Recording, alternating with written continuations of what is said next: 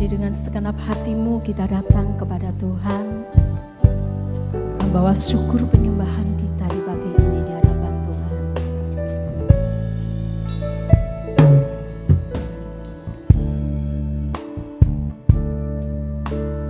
Dengan syukurku membawa kerinduanku, Yesus, ingin ku menyenangkan-Mu. Karya-Mu indah dalam hidup kami, Tuhan. Karya-Mu indah bagiku, kasih yang menyelamatkanku, Yesus. Inilah persembahanku. Kami membawa hidup kami. Ku membawa hatiku, hanya Engkau di hidupku, Yesus. Kau terindah, selamanya ku menyembah-Mu. Ku membawa hidupku, inilah persembahanku, Yesusku. Kau terindah, selamanya ku menyembah-Mu, Yesus. Dengan syukur datang kepada Tuhan. Ku datang dengan syukurku membawa kerinduanku, Yesus. Ingin ku menyenangkan-Mu. Karya-Mu indah bagi kami, Tuhan. Karya-Mu indah bagiku, kasih yang menyelamatkanku, Yesus. Inilah persembahanku.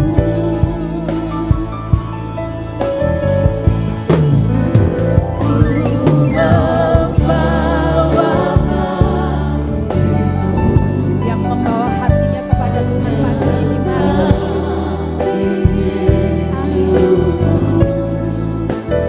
Yesus, Kau terindah, selamanya ku menyembah-Mu. Ku membawa hidupku, inilah persembahanku, Yesus. Kau terindah, selamanya ku menyembah-Mu, Yesus. Lebih sungguh datang kepada Tuhan. Ku datang dengan syukurku membawa kerinduanku, Yesus. Ingin ku menyenangkan-Mu.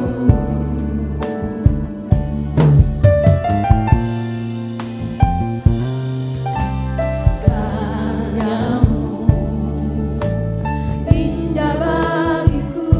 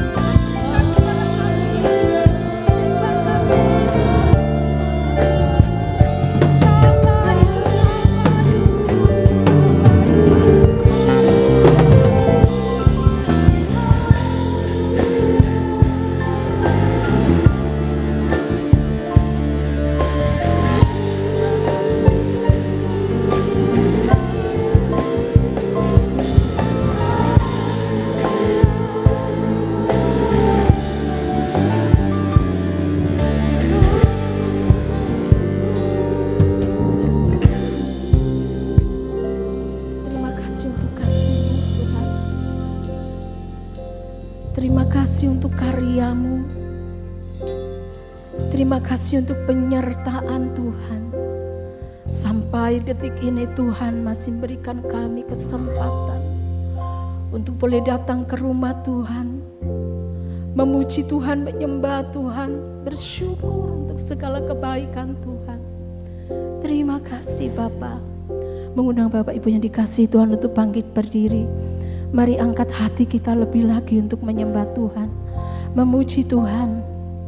Dialah penyelamat kita satu-satunya.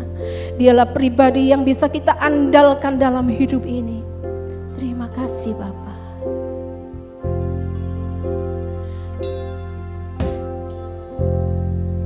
Kami bersyukur kepada-Mu Tuhan.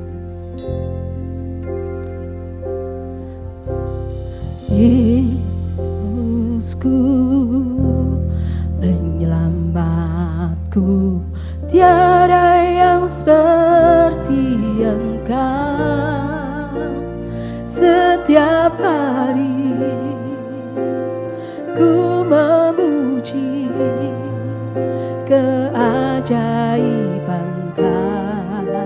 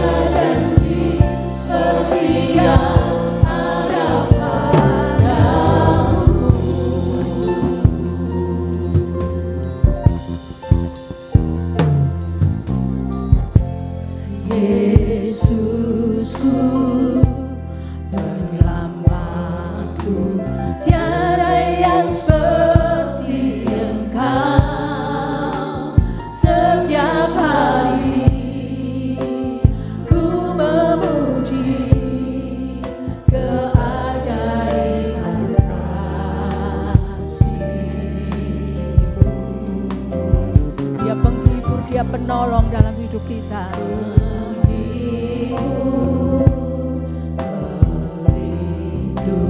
Menara kekuatan, biarlah semua yang bernafas tak berhenti menyembah.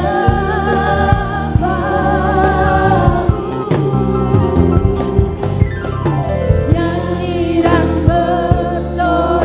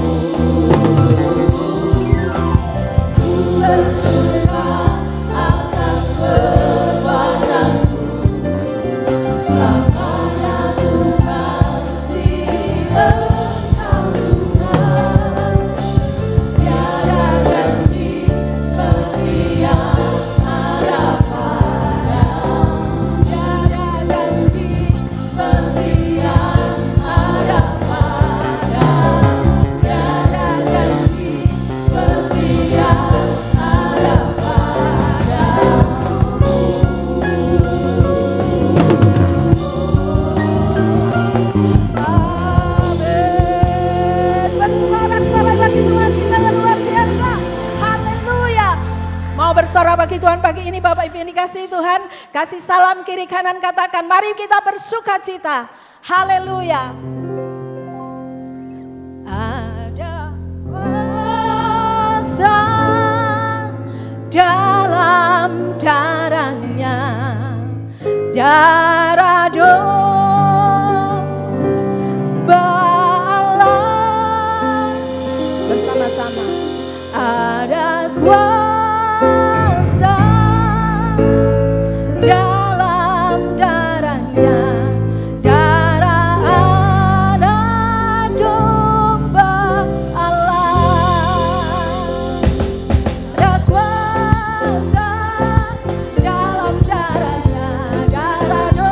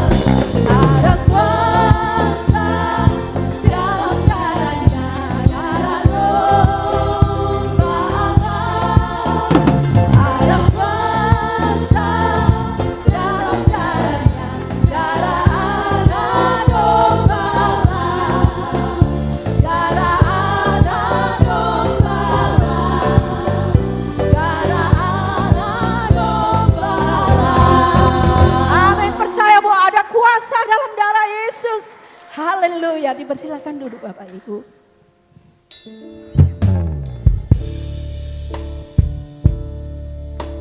Tuhan yang berdaulat atas hidup kami. Tuhan yang tidak pernah meninggalkan kami.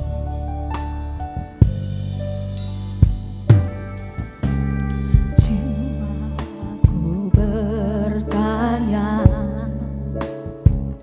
apakah masih ada harapan melewati tangisan, rasa sesak di dada. Imanku berkata,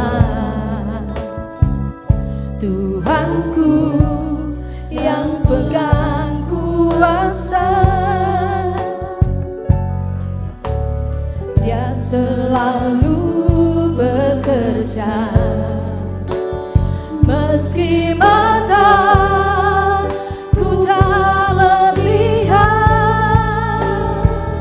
walaupun gunung itu tak berpindah, tetap percaya Kau yang punya kuasa. Sekalipun ku dalam lembah gelap, tak mengapa asal Kau di sampingku. Walaupun masalahku masih ada, tetap percaya rencana-Mu terindah. Pribadiku takkan pernah berubah. Iman yang aku pegang padamu Tuhan yang setia. Dengan imanmu nyatakan Bapak Ibu. Jiwaku bertanya, apakah masih ada harapan melewati tangisan, rasa sesak di dada. Tuhan berkuasa atas hidup kita. Imanku berkata, Tuhanku yang pegang kuasa, Dia selalu bekerja meski mataku tak melihat, walaupun gunung itu tak berpindah. Tetap apa Bapak Ibu? Tetap percaya Kau yang punya, Dia punya kuasa atas hidup kita. Sekalipun ku dalam lembah gelap, tak mengapa asal Kau di sampingku. Walaupun masalahku masih ada, tetap percaya rencana-Mu terindah. Pribadiku takkan pernah berubah. Iman yang aku pegang padamu Tuhan yang setia. Bapak Ibu mengasihi Tuhan dengan sungguh, nyatakan dengan pujian ini. Jiwaku bertanya, selalu ada harapan di dalam Tuhan. Amin.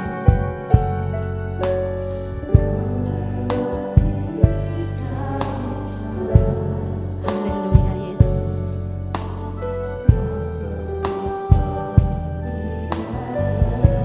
Dengan iman kita akan menyatakan ini.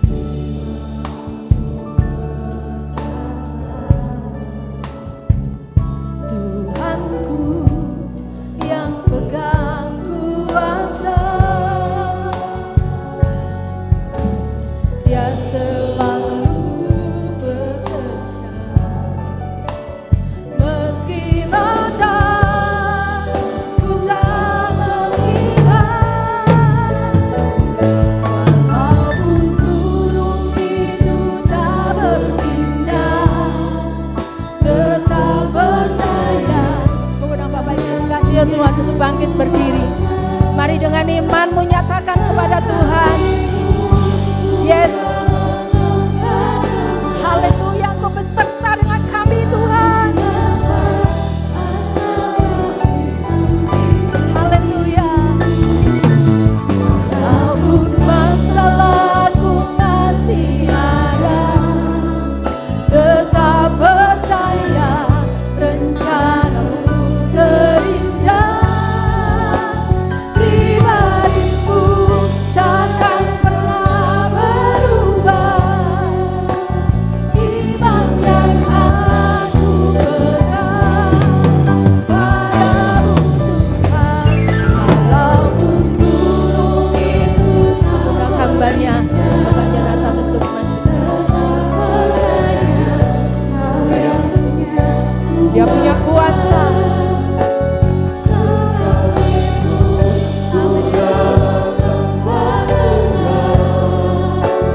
Tak mengapa asalkan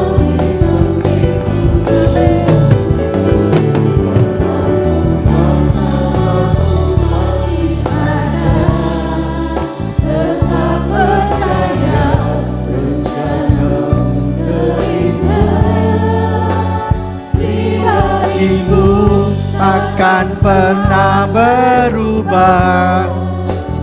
Iman yang aku pegang padamu Tuhan yang setia. Aku pegang padamu Tuhan yang setia. Yang aku pegang padamu Tuhan yang setia.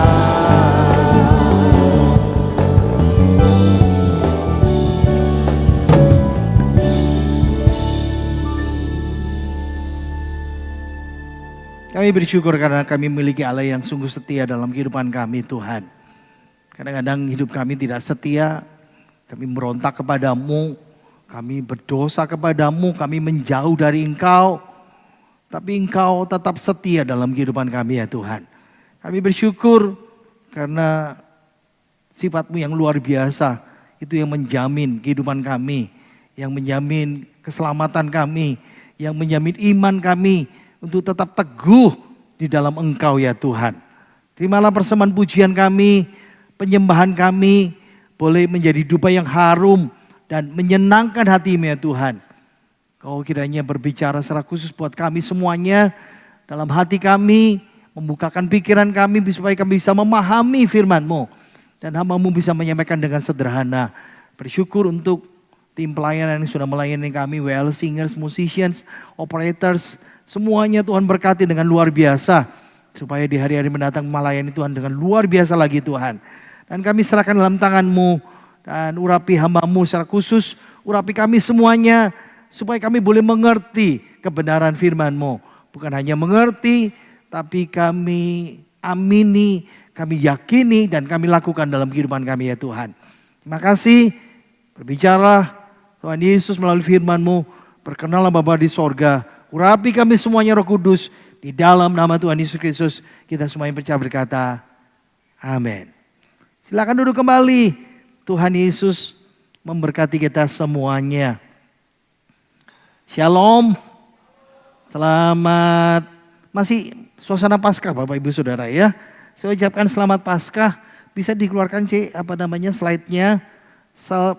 Substitution of God. Ini penggantian diri Allah.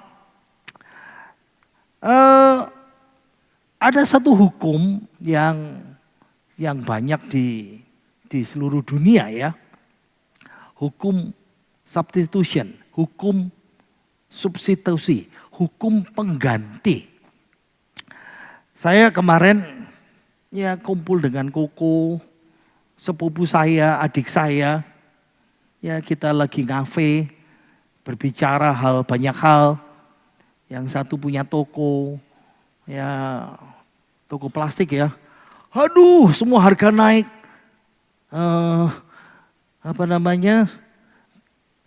Bahkan dia minta sama seseorang untuk kirim barang, suppliernya dia, katanya harganya tidak mengikat. Pagi dan sore harganya bisa berubah. Yang satu jualan cat ya dan macam-macam. Sekarang ini harga naik. Ya. Hukum ekonomi kalau harga naik ada substitusinya ya. Kita punya makanan pokok kita namanya beras. Beras itu bisa disubstitusi, beras itu bisa diganti apa? Ada orang di sini, saudara mendengarkan saya. Saya rasanya seperti putus asa gitu saudara ya. Rasanya kalau nasi ngurungokno ini ya. Beras itu bisa diganti apa saudara? Jagung.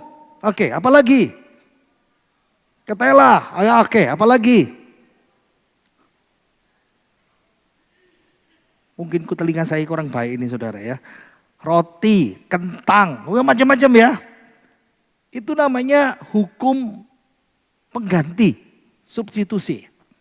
Kalau saudara suka sepak bola, ada di sepak bola itu juga ada hukum substitusi, hukum pengganti.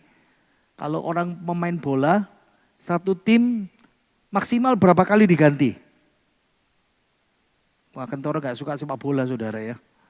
3 orang ya. Jadi manajernya, pelatihnya dalam satu pertandingan sepak bola bisa ganti sampai maksimal 3 orang.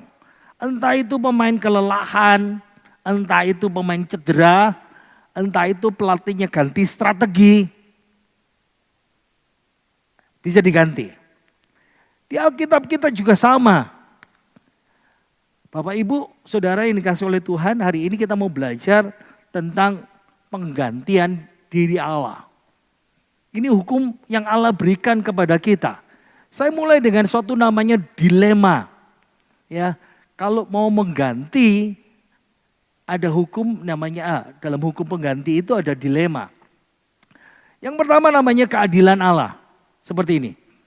Harus dipahami, kita tahu ya dalam Alkitab kita, kitab Roma. Sebab upah dosa ialah maut. Kalau orang berdosa, berarti upahnya maut. Itu namanya keadilan Tuhan. Orang bersalah harus dihukum. Upah dosa ialah maut, neraka. Roma sudah mengatakan itu kepada Bapak Ibu Saudara dan saya. Saya pernah menerangkan, mungkin saya terangkan lagi, Roma dari pasal 1, 2, dan 3. Roma itu membicarakan ada 3 kelompok orang. Kalau saudara masih ingat, khotbah yang berapa saat yang lalu. Yang pertama, ada orang yang tidak peduli Tuhan. Atau orang ateis. Ya. Dikatakan bahwa Allah menghukum mereka karena mereka berdosa. Mereka tahu Allah dari segala ciptaan dan karya tangan Tuhan. Yang kedua, ada orang yang punya hati nurani. Setiap orang pasti manusia punya hati nurani. Tahu, oh ini baik, oh ini nggak boleh dilakukan, oh ini berdosa, ini jahat kalau dilakukan, oh ini bagus kalau melakukan kebaikan ini. Tapi Alkitab juga mengatakan dalam kitab Roma, orang yang punya hati nurani, pikirannya, hatinya dituduh. Mereka tahu apa yang benar, tapi nggak dilakukan. Itu sebabnya Tuhan kasih dalam kitab Roma, contoh ketiga, orang Yahudi. Siapa orang Yahudi? Mewakili orang beragama di seluruh dunia. Indonesia selalu mengkaitkan segala satu dengan agama. Sama seperti orang Yahudi. Tapi harus dipahami ya, nggak semua orang punya agama, punya kepercayaan, punya kitab suci. Tapi kalau nggak punya berarti punya hati nurani. Kalaupun nggak mau peduli Tuhan, sama. Nah, oke, contoh yang ketiga. Orang Yahudi tahu tuntutan hukum Tuhan, tahu tuntutan hukum Taurat. Tapi Roma mengatakan, kamu tahu hukum Taurat, kamu tahu tuntutan hukum Tuhan, tapi kamu juga melanggar. Lalu disimpulkan, karena semua orang telah jatuh dalam dosa dan telah kehilangan kemuliaan Allah. Semua orang siapa? Semua orang di dunia. Orang yang gak peduli Tuhan, orang yang punya hati nurani, orang yang beragama. Dosa itu bukan pelanggaran kecil. Dosa itu pemberontakan melawan Tuhan. Merusakkan tatanan moral. Nah, ada namanya keadilan Tuhan. Keadilan Tuhan menuntut pertanggungjawaban apa yang kita lakukan. Itu sebabnya Alkitab, sebab upah dosa ialah maut, kematian, neraka. Itu sifat Allah yang menonjol, namanya keadilan. Tapi ada lagi sifat Allah yang menonjol berikutnya, yang namanya kasih Tuhan. Kasih Tuhan itu dia ingin mengasihi semua orang tanpa syarat. Kasih Tuhan itu kepingin pemulihan. Tapi masalahnya antara kasih dan keadilan Tuhan harus seimbang. Banyak orang berkata begini, ya kalau orang salah ya sudah, kan Allah itu kan maha kuasa. Kan Allah itu berdaulat. Dia bisa segera mengampuni orang, dosanya dihapus asal dia datang sama Tuhan, minta ampun sama Tuhan. Oke, bisa enggak Allah seperti itu? Banyak orang berkata bisa, saya katakan tidak. Kalau Allah serta-merta langsung mengampuni orang tanpa menghukum, berarti keadilan Tuhan tidak jalan. Tapi kalau Allah menghukum orang, tidak menyelamatkan orang, berarti Allah nggak kasih. Nah itu namanya dilema. Karena dilema itulah Alkitab mengajarin kepada kita namanya konsep substitusi, konsep pengganti. Konsep pengganti atau substitusi ini satu tema yang utama dalam Alkitab kita. Ceritanya seperti ini. Jadi ketika Tuhan mengajari dalam kitab perjanjian lama, ada satu namanya substitusi atau pengganti. Ketika orang berdosa, Tuhan ngajarin bahwa ada binatang yang harus dikorbankan dan binatang itu yang menjadi pengganti orang berdosa. Tapi itu cuma bayangan ya. Saya terangkan, kasih contoh mulai dari pertama. Ketika Adam dan Hawa jatuh dalam dosa, harusnya manusia dihukum. Ingat ya, Adam dan Hawa melakukan pelanggaran, melakukan yang dilarang, makan buah pengetahuan baik dan jahat. Dan ingat, dosa itu ketika mereka makan, mereka sadar mereka telanjang. Apa yang manusia cari solusi? Manusia selalu cari solusi sendiri ya. Manusia selalu cari jalan penyelesaian sendiri. Apa yang manusia lakukan? Sembunyi. Waktu mereka mendengar Allah berjalan di tengah taman itu, lalu mereka bersembunyi karena mereka takut. Takut karena berdosa, karena takut melanggar firman Tuhan, takut karena mereka tahu bahwa mereka telanjang. Singkat cerita, manusia pakai solusi cari menyematkan daun pohon ara dalam tubuhnya untuk menutupi ketelanjangan. Tapi Allah memberikan konsep pengganti. Allah mengambil seekor hewan, ingat ya bukan domba. Karena Alkitab bilang Allah mengorbankan seekor binatang. Ya memang banyak penafsir mengatakan itu domba. Ya memang tidak disebutkan domba. Tapi intinya Allah mengorbankan binatang. Dia mengambil kulitnya dan menutupi ketelanjangan manusia. Jadi Allah menyediakan pengganti itu. Kitab Taurat, Kejadian, Keluaran, Imamat, Ulangan, Bilangan. Di kitab Taurat Tuhan juga menetapkan prinsip konsep pengganti ini. Allah berikan solusi ketika kita manusia, ketika umatnya Israel tidak mampu mencapai kekudusan Tuhan. Berbagai macam korban yang Tuhan ajarin. Salah satunya adalah misalnya Kalau engkau berdosa, nah kalau engkau orang kaya, engkau harus kasih lembu sapi. Mahal harganya. Saya nggak tahu berapa harganya sekarang. 30, 50 juta. Kalau itu masih berlaku. Tapi kalau orang biasa, dia kasih domba. Oke lah, 8 juta, 7 juta ya. Sekarang seperti itu, 6 juta. Tapi kalau dia orang miskin, dia mengorbankan 2 ekor burung tekukur atau burung merpati. Nah itu namanya konsep pengganti. Ada hewan yang dipakai oleh Tuhan, yang dikorbankan untuk mengganti. Minggu kemarin kita merayakan Paskah. Perayaan Paskah itu juga menceritakan tentang konsep pengganti. Ketika umat Israel ada di Mesir, tulah yang terakhir, tulah ke-10, anak sulung yang sulung dari orang Mesir akan dihukum mati. Semuanya. Orang Israel yang ada di tanah Goshen, di Mesir, Tuhan panggil Musa, Tuhan kasih petunjuk. Kalau kamu tidak mau mati, kalau kamu tidak mau binasa, ambil domba. Sembelih, ambil darahnya, sapukan di ambang pintu. Ketika malaikat maut melewati tempat rumahmu, dia lihat darah itu. Darah sebagai pengganti itu. Dia akan melewati. Makanya disebut Paskah. Karena bahasa Ibrani pakai kata pesah. Pesah itu artinya melewati.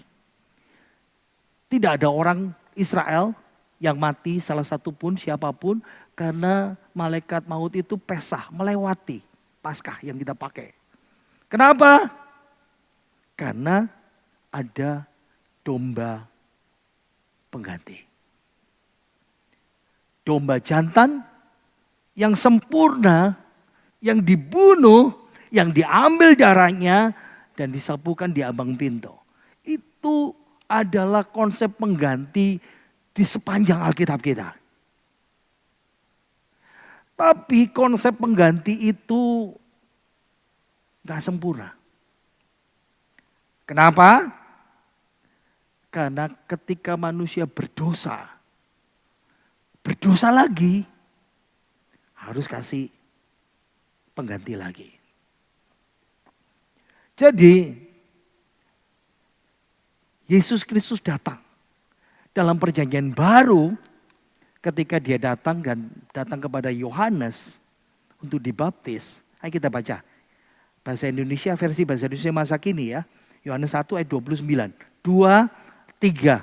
Keesokan harinya Yohanes melihat Yesus datang kepadanya. Lalu Yohanes berkata, lihat itulah anak domba Allah yang menghapus dosa dunia. Jadi konsep yang ada di perjanjian lama, yang Tuhan ajarin, yang Tuhan tetapkan sebagai pengganti, itu gak sempurna. Karena tiap kali kita berdosa, kita harus berikan konsep korban pengganti itu lagi. Tiap kali berdosa, kita kasih pengganti lagi. Harus ada satu korban yang sempurna, yang Tuhan sediakan, yang Allah sediakan sendiri, yang turun dari surga. Anak domba Allah. Kenapa? Karena Yesus hanya perlu mati satu kali untuk selamanya. Dan tidak perlu ada korban lagi yang harus dilakukan. Hanya cukup Yesus. Bahkan untuk dosa kita di masa lalu, bahkan dosa kita di sekarang, bahkan dosa kita di masa yang akan datang. Jadi itu sebabnya ketika Yohanes dia akan membaptis Yesus, dia melihat Yesus, dia proklamasikan itu kepada dunia. Ini anak domba Allah yang sempurna, yang menghapus dosa dunia. Itu sebabnya dalam 2 Korintus pasal 5 ayat 21, ayo kita baca. 2, 3. Dia yang tidak mengenal dosa telah dibuatnya menjadi dosa karena kita, supaya dalam Dia kita dibenarkan oleh Allah. Dia, Kristus, anak domba Allah yang sempurna itu, dia tidak punya dosa. Dia tidak mengenal dosa. Telah dibuatnya menjadi dosa. Dia tanggung segala dosa kita. Dia ambil sebagai pengganti dosa kita. Supaya kita dibenarkan. Jadi satu-satunya korban pengganti yang sempurna itu disediakan oleh Allah sendiri. Persembahan yang sempurna. Nah, ada orang bertanya sama saya. Loh Pak, gini Pak. Andai kata enggak usah Yesus. Oke, saya berdosa. Oke, saya tebus dosa saya sendiri. Saya mau bayar dosa saya sendiri. Masa enggak bisa? Saudara, ingat ya. Saya balik lagi di awal tadi ya. Karena semua manusia telah jatuh dalam dosa. Dan telah kehilangan kemuliaan Allah. Kalau kita mati untuk diri kita sendiri, gak akan cukup.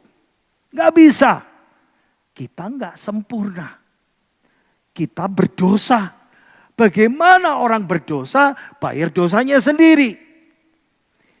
Itu sebabnya Allah menyediakan buat saudara dan saya korban yang sempurna, Yesus Kristus. Yang memenuhi syarat. Dan ingat, Dia rela menyerahkan nyawanya untuk kita. Self-substitution of God. Konsep penggantian diri Allah itu kita tidak bisa melakukannya. Karena kita tidak bisa melakukannya, kita tidak bisa menyelamatkan diri sendiri. Karena kita tidak bisa menyelamatkan diri sendiri, Allah menyediakan dan melakukannya untuk kita. Ada satu ayat yang terkenal dalam kitab Yesaya pasal 53 ayat yang kelima. Versi bahasa Indonesia masa kini. Kita baca. 2, 3. Tetapi ia dilukai karena dosa-dosa kita. Dan didera karena kejahatan kita. Ia dihukum supaya kita diselamatkan. Karena bilur-bilurnya kita disembuhkan. Nah, Bapak Ibu Saudara, saya mau sedikit terangkan. Yesaya 53 yang baru saja kita kebaca, ini ayat yang terkenal ya.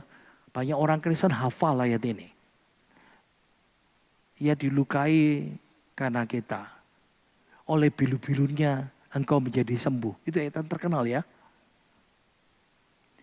Saudara harus tahu bahwa Yesaya ini sedang bernubuat. Yesaya hidup 700 tahun sebelum Yesus. Dia menyampaikan nubuat dari Allah, firman Allah, namanya nubuatan mesianik. Jadi ini latar belakang nubuatan ini, kalau tahu namanya Hari Raya Pendamaian. Nah, Hari Raya Pendamaian itu hari raya di mana seluruh orang Israel wajib puasa. Jadi orang Israel itu berpuasa itu wajibnya setahun sekali. Ya, beda sama kita orang Pantai Kosta kan. Kita kan kadang-kadang kalau dulu kan gereja Pantai Kosta pokoknya seminggu sekali wajib puasa. Pendetanya 2 hari sekali, 2 hari dalam 1 minggu. Nah, padahal aturan Alkitab di PL cuma 1 kali. Oke, lupakan puasanya saja. Nah, di hari pendamaian itu orang Israel harus menyediakan namanya 2 korban.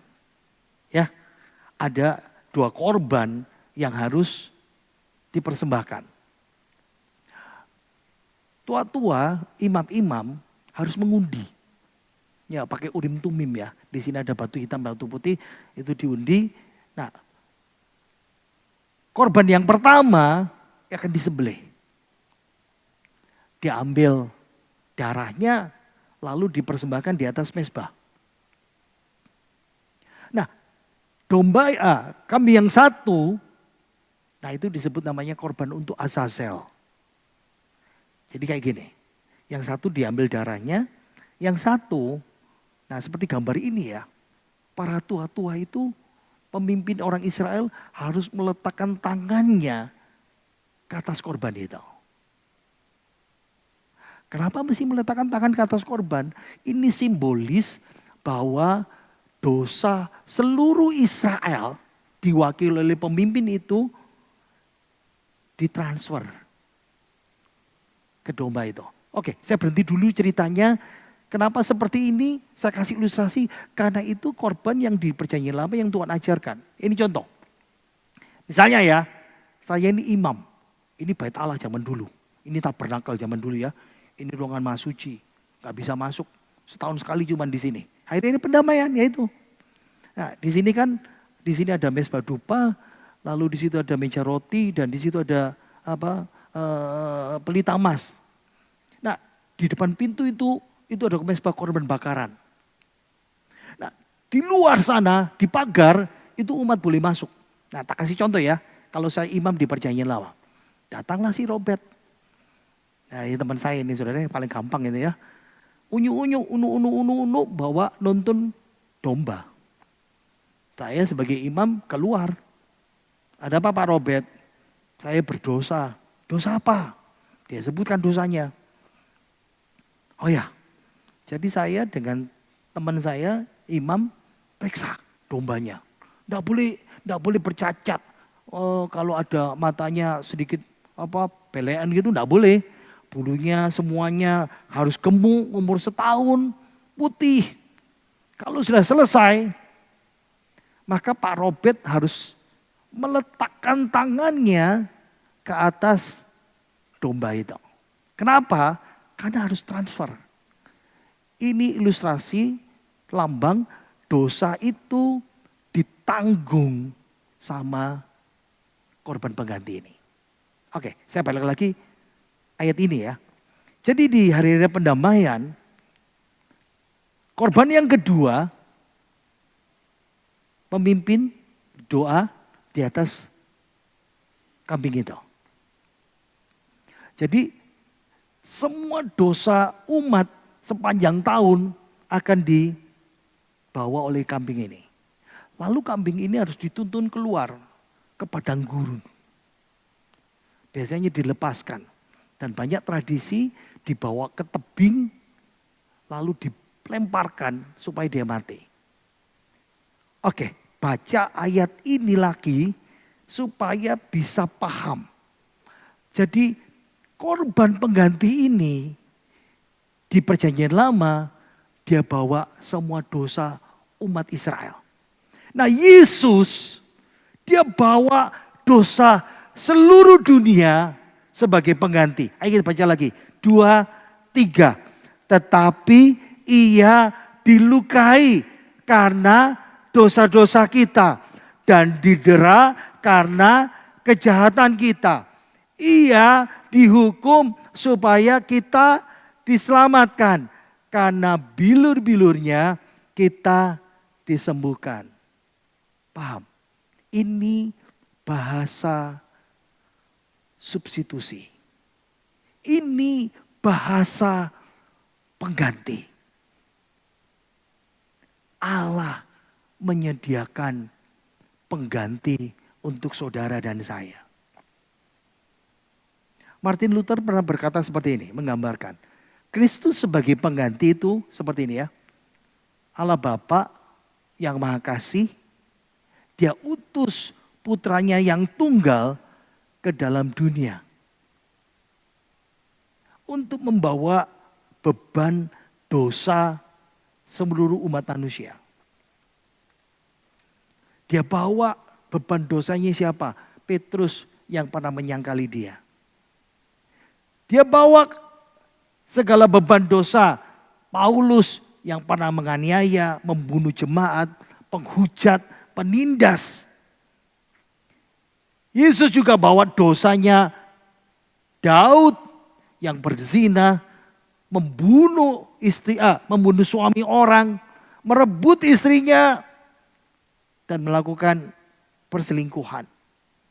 Dosa Adam dan Hawa di Taman Firdaus. Yesus juga bawa dosa saudara dan saya. Hukum penggantian Allah sudah dibicarakan dari perjanjian lama sampai perjanjian baru. Dan itu sebabnya Yesus adalah pengganti saudara dan saya.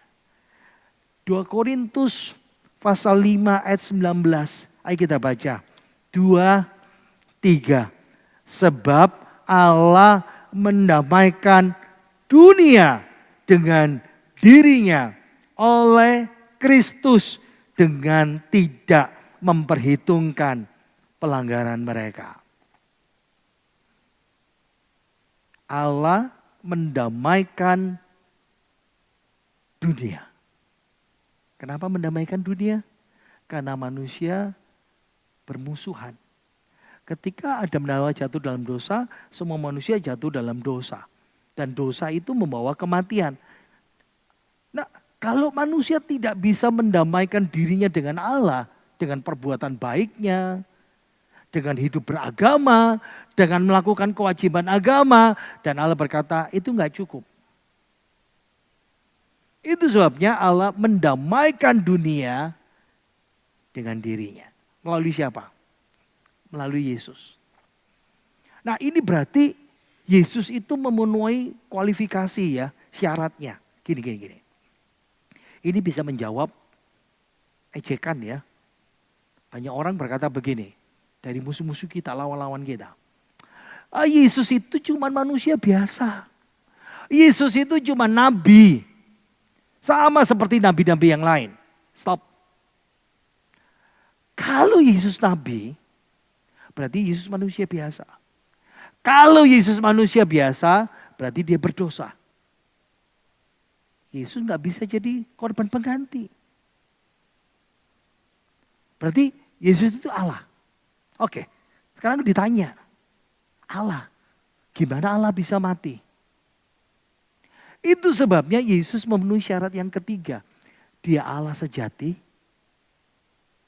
dia manusia sejati. Dia mewakili seluruh manusia sebagai pengganti, dia memenuhi syarat. Dia adalah Allah sejati dan manusia sejati. Allah yang berinkarnasi, Allah yang menjadi manusia. Dan itu secara unik memenuhi persyaratan Allah. Untuk menjadi perantara antara Allah dan manusia yang berdosa. Dan menjadi pengganti buat saudara dan saya. Wow. Coba kita lihat ya. Perjanjian baru mengajarkan Yesus mati sebagai pengganti kita. Ada 2 ayat yang akan kita baca. Galatia 3 ayat 13. Lupakan, jangan dibaca yang tanda kurung. Saya tulis kata Huper itu. Ya, itu bahasa Yunaninya. 2, 3. Kristus telah menebus kita dari kutuk hukum Taurat dengan jalan menjadi kutuk karena kita. Sebab ada tertulis, terkutuklah orang yang digantung pada kayu salib. Sekarang 2 Korintus 5 ayat 14. 2, 3. Dan Kristus telah mati untuk semua orang. Supaya mereka yang hidup tidak lagi hidup untuk dirinya sendiri. Tetapi untuk dia yang telah mati dan telah dibangkitkan untuk mereka. Nah, ada kata yang dipakai bahasa Indonesia, untuk. Nah, bisa diterjemahkan dengan mudah ya. Kenapa saudara? Kita tahu ada namanya keterbatasan bahasa. Nah, keterbatasan bahasa itu yang membuat kita harus melihat kayak gini ya. Yang paling gampang lah. Kita punya istilah dalam bahasa Indonesia yang kaya sekeraya. Beras, gabah, apalagi ya, tajin. Ayo sebutkan semuanya ya. Nasi, apa beda nasi dan beras? Tahu, beras itu belum matang, nasi itu sudah matang. Tapi dalam bahasa Inggris karena tidak terbiasa, tidak suka pakai beras. Beras apa? Rice. Nasi apa? Rice. Itu namanya keterbatasan bahasa. Nah, bahasa Indonesia juga sama. Lihat ya. Kata untuk dipakai kata huper. Nah, Apa itu? Replace. Itu yang pertama. Misalnya begini. Pak Robert. Aduh, aku repot ini. Ini aku lagi ngelayani ada orang meninggal. Bisa enggak menggantikan aku pelayanan di situ? Nah, itu namanya replace. Untuk dipakai kata Hooper, idenya replace, menggantikan posisi atas nama demi kepentingan untuk keuntungan. Berarti kalau kita baca sekarang Galatia, Kristus telah menebus kita dari kutuk hukum Taurat. Ingat, kutuk hukum Taurat apa? Upah dosa ialah maut. Dengan jalan menjadi kutuk, menggantikan posisi kita, replace kita, atas nama kita, demi kepentingan kita, untuk keuntungan kita. Ini yang disebut sebagai Alkitab, konsep pengganti itu. Kristus, 2 Korintus 5 ayat 14, Kristus telah mati menggantikan posisi semua orang. Atas nama semua orang, demi kepentingan semua orang, untuk keuntungan semua orang, supaya mereka yang hidup tidak lagi hidup untuk dirinya sendiri. Saudara bisa lihat, Yesus mati buat saudara dan saya. Besar itu artinya. Dia mengganti kita. Dan ketika perjanjian baru mengganti kita, Yesus mengajarkan Kristus sebagai pengganti kita. Jadi ketika kita dipersatukan, kayak gini ya, lihat ya. Saya balik ini. Seharusnya kita yang dihukum. Tapi Kristus mengganti kita. Nah, ini berarti ada satu persatuan. Tapi ada juga namanya pertukaran. Ingat ya. Konsep pengganti berarti, ingat di PL, domba, kita tukar tempatnya dengan kita. Kristus, dia tukar tempat dengan kita. Pertukaran, Kristus menanggung kutukan dosa kita. Dia yang kudus, yang tanpa dosa, dia tanggung. Apa penggantinya? Apa pertukarannya? Kita terima berkat keselamatan. Kita nggak bisa bayar untuk menyelamatkan diri sendiri. Dan pertukaran berikutnya, Kristus, dia ambil dosa kita semuanya. Sekarang ditukar, kebenaran Kristus ada bersama kita. Kita dinyatakan benar karena kita bukan buat benar. Karena Kristus sudah membenarkan kita.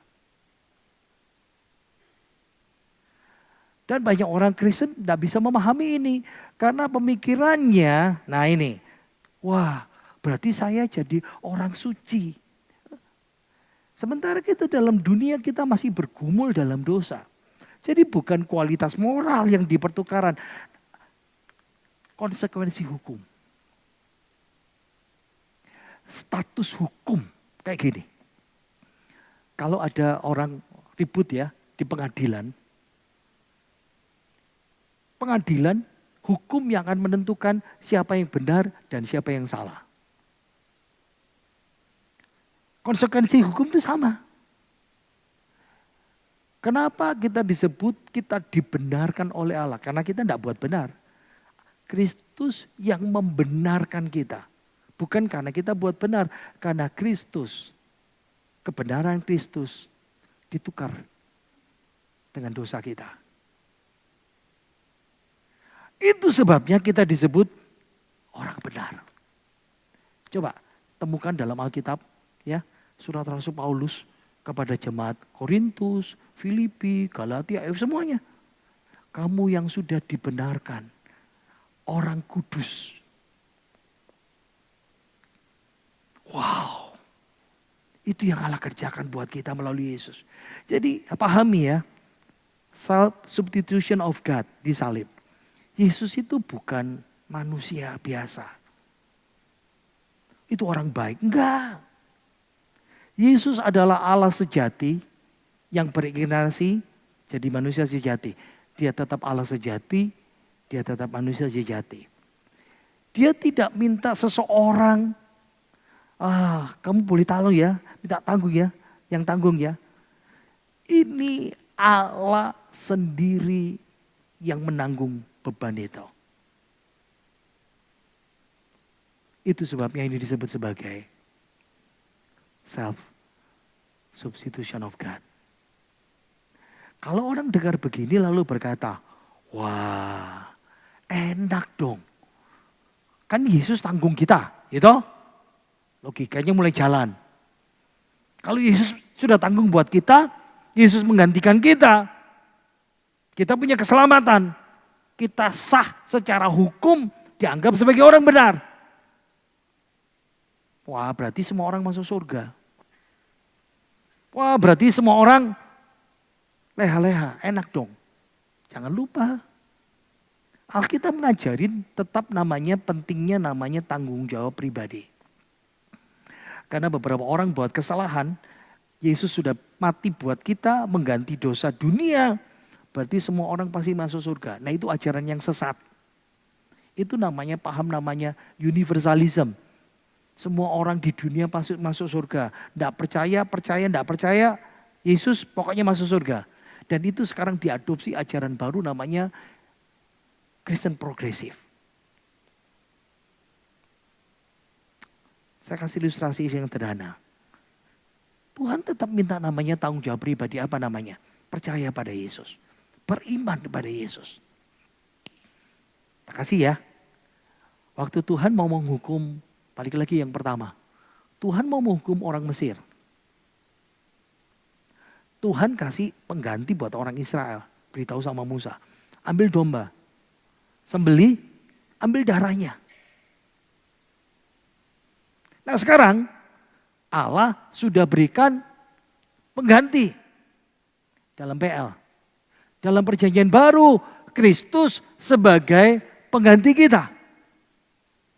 Tapi kalau orang Israel, misalnya Pak Robert lagi lah, gampang ya Bet ya. Kamu gak marah kan sama saya Bet?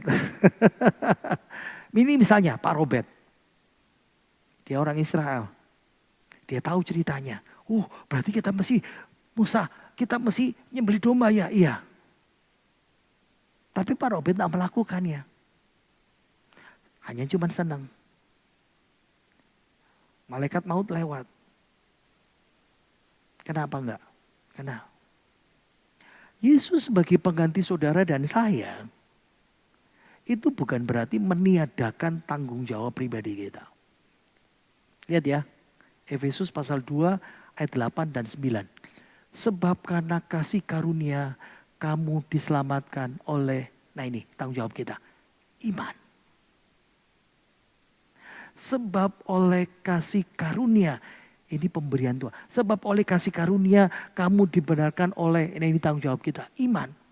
Itu bukan hasil usahamu, tetapi pemberian Allah. Itu bukan hasil pekerjaanmu, jangan ada orang yang memegahkan diri. Ada namanya tanggung jawab pribadi, percaya pada Kristus sebagai pengganti kita. Saya kasih kesimpulan di sini. Allah Bapa dalam belas kasihannya, dia berkehendak untuk mengampuni kita orang berdosa.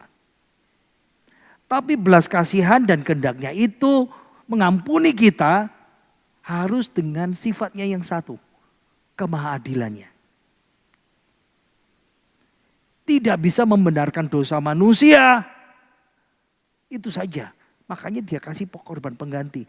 Makanya dia mengarahkan semuanya kepada dirinya lewat pribadi anaknya yang mati buat kita. Sehingga seluruh beban murka Yesus tanggung. Murka yang adil Yesus tanggung dan kebenaran kita terima. Pahami. Betapa celakanya kalau engkau sudah tahu, tapi kita tidak ambil keputusan untuk terima Yesus. Kalau engkau tidak hidup dalam Yesus, kalau engkau tidak hidup di dalam imanmu, kalau engkau meninggalkan Yesus. Substitution of God. Allah sendiri menjadi pengganti kita, menanggung hukuman kita.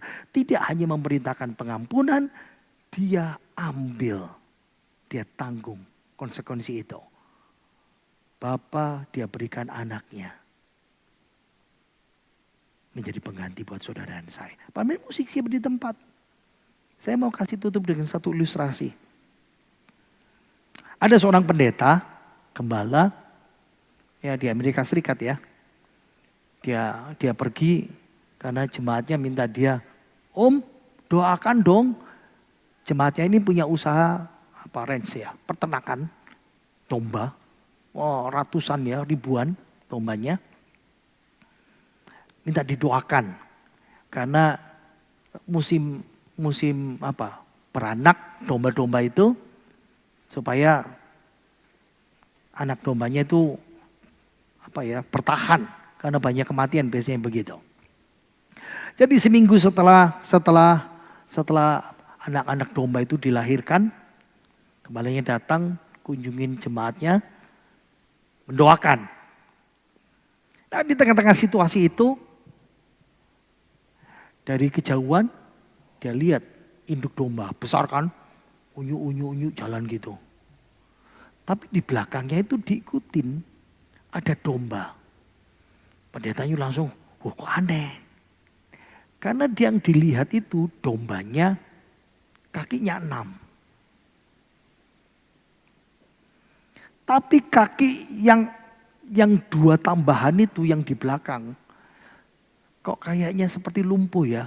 Ya kalau kita bahasa Jawa kita jalannya itu nggak firm kan. Kalau sudah lihat saya kan mantan stroke ini kan kayaknya kan nggak sempurna ya jalannya ya. Tapi itu lebih demen. Itu kayak orang lumpuh ya. Kewer-kewer gitu saudara. Kakinya yang 2 itu di belakang. Pendetanya itu dilihat sama jemaatnya. Pendetanya kok pengen lihat. Dan lalu dia lihat lagi. Bulunya itu juga keber-keber gitu ya. Jadi jemaatnya tahu. Dia panggil pegawai. Ambil domba itu. Domba yang dilihat pendetanya itu. Jadi ketika dibawa pendetanya baru sadar. Oh, kebenarannya yang terungkap. Ternyata domba itu dikasih bulu domba lagi. Diikat. Makanya kaki domba yang persis bulu domba. Jadi ini domba, dia dilapisi lagi bulu domba yang lain. Makanya kaki yang belakang itu kayaknya lumpuh. Kalau jalan katanya bulunya keber-keber. Lalu jemaatnya cerita. Ini ceritanya Pak Pendeta. Induk domba ini dan domba ini bukan keturunannya. Jadi ini anak domba lain dan induk domba ini bukan punya anak domba ini. Induk domba ini punya anak. Dan Pak Gembala tahu ya, di sini di Padang, di sini ada ular rattlesnake, bahasa Indonesia apa ya? Yang ekornya gitu loh saudara ya. Nah jadi anaknya digigit ular itu mati. Nah domba ini, anak domba ini mamanya yang digigit ular mati. Saya berinisiatif supaya anak domba ini dikasih sama induk ini supaya disusui. Nah, dipelihara. Bukan disusui saudara ya, dipelihara gitu. Tapi namanya domba saudara ya, diendus-endus. Ambune lebusnya bukan lebus anakku katanya begitu mungkin saudara ya, bahasanya begitu. Jadi baunya ini bukan bau keluargaku ini. Jadi dia tolak. Dan akhirnya punya ide. Anak dombanya yang mati dikuliti pelan-pelan. Badannya, kulitnya dipalut kepada anak domba yang yatim piatu ini juga. Jadi waktu didekatkan sama induknya, di bau, wih bau keluargaku ini, keringatnya podo saudara. Saudara bisa lihat, makanya kulitnya yang terkelupas itu, oh seperti itu tuh ceritanya. Apa yang saya mau ceritakan? Itu yang Allah lakukan buat saudara dan saya. Kita orang berdosa, kita yang layak masuk neraka. Anak domba Allah itu yang mengganti saudara dan saya. Kenapa konsep pengganti itu penting sekali? Yang pertama, kita gak bisa menyelamatkan diri kita. Kita tidak berdaya dengan segala daya upaya kita menyelamatkan. Dan itu membicarakan jaminan kekal. Kalau Allah sudah bayar, berarti bayarannya lunas. Kamu telah dibeli dan harganya telah lunas dibayar. Karena itu muliakan Allah dengan tubuhmu. Yesus mati satu kali untuk selama-lamanya. Yang ketiga ini bicara kasih. Allah gak punya hutang sama saudara dan saya. Andai kata kita masuk neraka, itu keadilan Tuhan. Ya karena kita berdosa. Tapi kasih Allah yang begitu besar, menganggap betapa berharganya diri kita. Dia mau rela mati buat kita. Yang keempat ini membicarakan kita harus rendah hati. Ingat ya. Sebab karena kasih karunia kamu diselamatkan. Itu bukan hasil usahamu, tetapi pemberian Allah. Saudara, kita gak bisa sombong. Kalau kita diselamatkan, diberkati, diangkat Tuhan. Kita diselamatkan karena anugerah total. Yang kelima, yang terakhir. Salib itu menunjukkan Allah itu maha adil. Sekaligus maha kasih. Dia menyelamatkan kita. Kita nyanyikan pujian, darahmu dicurahkan menggantikan nyawaku.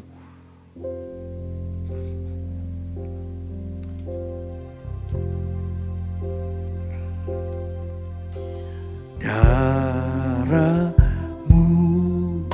dicurahkan menggantikan nyawaku. Kau mati biar ku hidup, bukti kasih-Mu padaku. Tiada kata yang dapat ungkapkan betapa ku bersyukur Tuhan.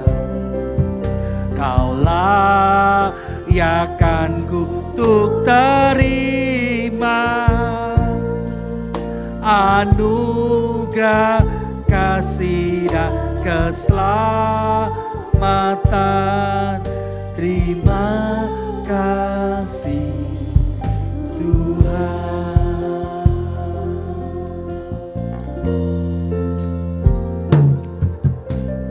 Darahmu dicurahkan menggantikan nyawaku. Kau mati biar ku hidup, bukti kasih-Mu padaku. Tiada kata yang dapat ungkapkan betapa ku bersyukur Tuhan. Layakkanku untuk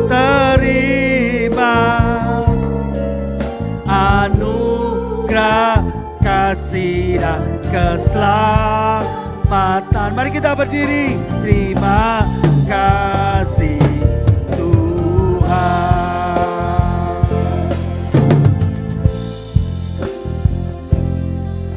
Tiada kata yang dapat ungkapkan betapa ku bersyukur Tuhan. Kaulah yang untuk terima anugerah kasih dan keselamatan. Terima kasih Tuhan.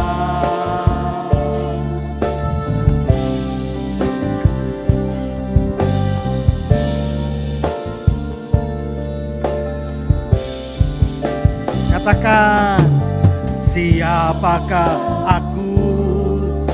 Kau jadikan aku yang paling berharga, yang paling mulia, dan bila ku hidup biar untuk kemuliaan namamu selamanya. Tiada kata yang dapat angkat tangan kita, ku bersyukur Tuhan. Kaulah yang akan untuk terima anugerah kasih. Sekali lagi kornya. Terima kasih Tuhan. Bapak Robert, saya undang untuk berdoa menutup firman Tuhan. Tiada kata yang dapat ungkapkan betapa ku bersyukur Tuhan.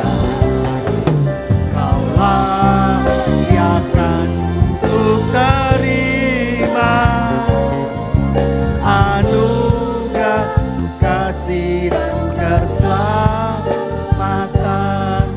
Terima kasih Tuhan.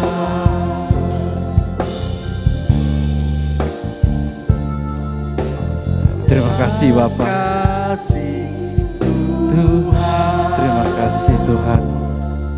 Terima kasih Haleluya, haleluya. Tuhan. Bapak, betapa besarnya Bapak pengorbananmu setelah dijabarkan oleh hamba-Mu. Kami tidak bisa Tuhan membalas sekalipun Tuhan apa yang kami miliki. Tetapi karena kemurahan-Mu ini Tuhan, betapa besar kasih-Mu kepada kami. Kau sudah mengambil Bapa semua dosa-dosa kami. Kau sudah mengambil kelemahan kami, kekurangan kami, kebobrokan kami. Itu Tuhan, Engkau angkut, Kau ambil semua dari hidup kami untuk Kau bawa di Bukit Golgota untuk menggantikan kami Engkau disalib. Betapa luar biasanya Bapa firman-Mu pada hari ini Tuhan. Berkati hamba-Mu Bapak Doktor Jonathan Tuhan, pakai lebih hari, lebih indah, bahkan banyak Tuhan jiwa-jiwa yang dimenangkan untuk Engkau Bapa. Berkati keluarganya, berkati pengembalaannya Tuhan, sehingga di mana dia mengembalakan banyak jiwa-jiwa yang baru dimenangkan. Berkati juga kesehatannya terutama Tuhan, supaya semakin hari boleh semakin kuat dan boleh semakin dijauhkan dari penyakit-penyakit yang lain. Terima kasih Bapa.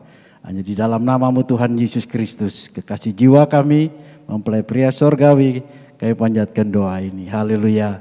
Amin. Haleluya. Saya percaya bahwa kita semua diberkati oleh firman Tuhan pada pagi hari ini Bapak Ibu. Haleluya. Yang diberkati Tuhan, beri sorak-sorai bagi Tuhan sekali lagi. Terima kasih Tuhan.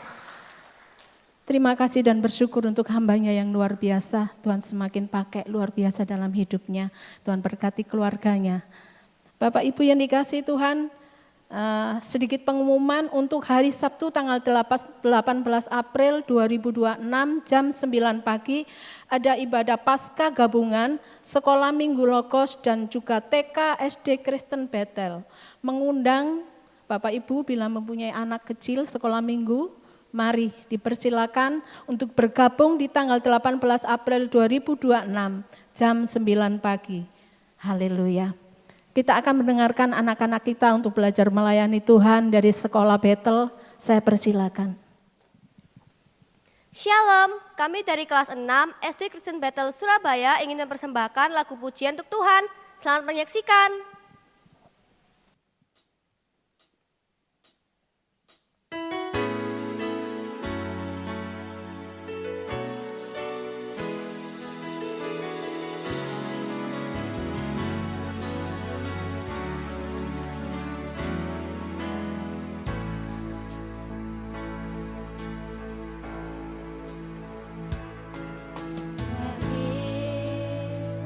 Because of your grace.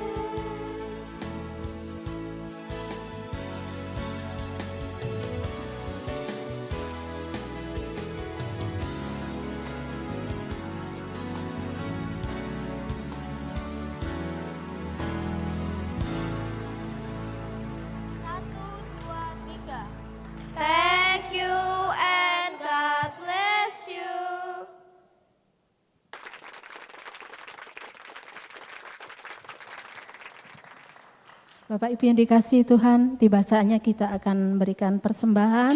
Mari saya mengundang petugas persembahan untuk memberikan. Haleluya.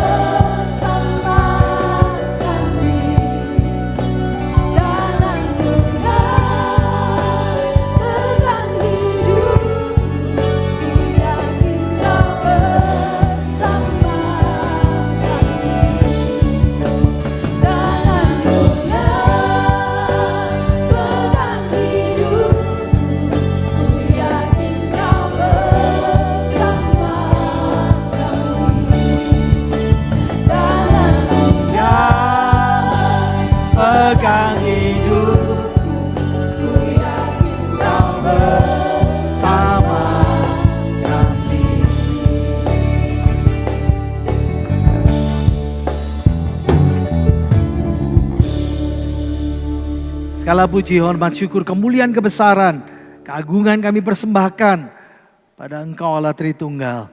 Engkau Allah yang menyelamatkan kehidupan kami, yang mengasihi kehidupan kami. Terima kasih kami boleh beribadah. Terima kasih kami boleh melayani.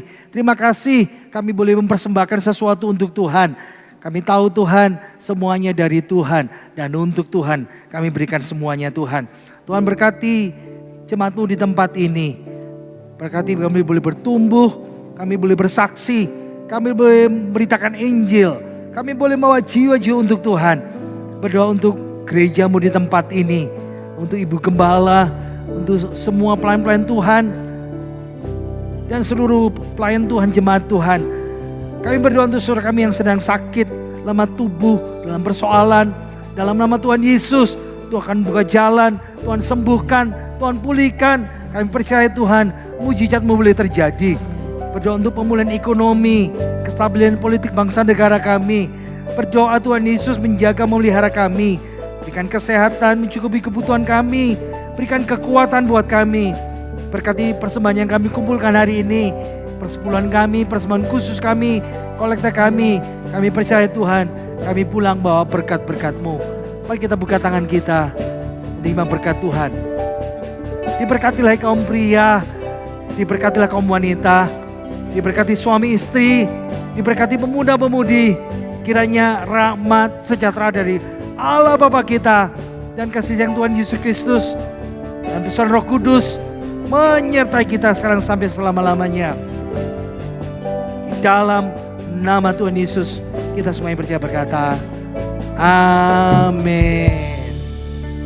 Tuhan Yesus memberkati kita semuanya. Selamat hari Minggu.